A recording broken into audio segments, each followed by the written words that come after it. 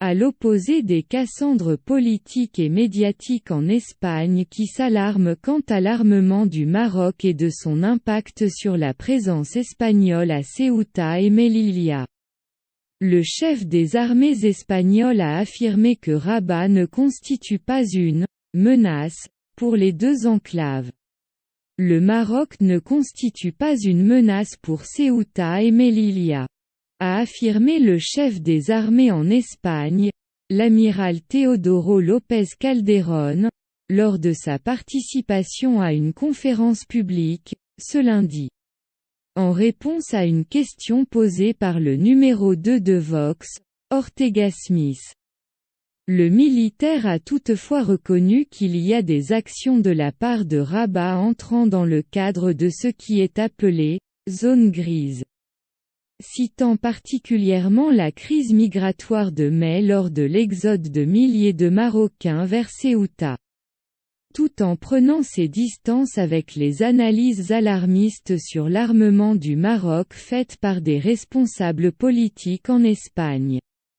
De gauche comme de droite et même dans les rangs des indépendantistes, l'amiral a indiqué que l'augmentation des commandes des forces armées royales n'est pas une menace directe pour l'Espagne, ni pour Ceuta et Melilla, et de préciser que le Maroc n'a jamais exprimé sa volonté d'annexer les deux villes autonomes par la force.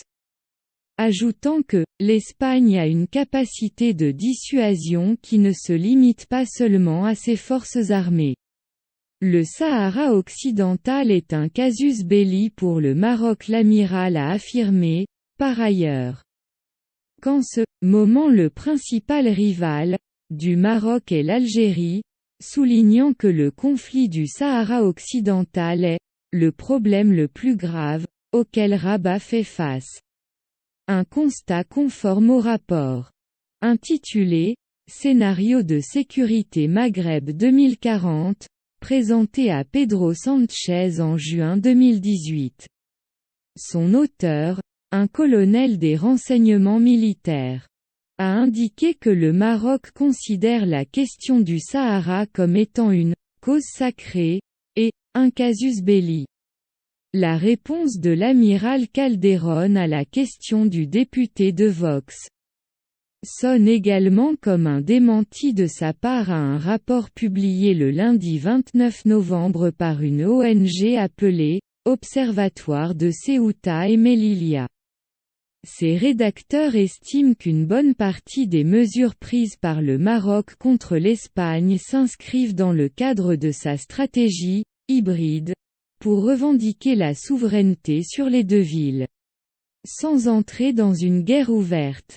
Le Maroc n'a jamais fait de ses revendications sur Ceuta, Melilla et les îlots en Méditerranée un casus belli dans ses relations avec l'Espagne. Privilégiant depuis les années Hassan II un règlement bilatéral de ses différends territoriaux. Pour rappel, le royaume avait demandé en août 1975 d'inscrire Ceuta et Melilla sur l'agenda de la 4e commission de l'ONU chargée de la décolonisation et des questions politiques, sans suite.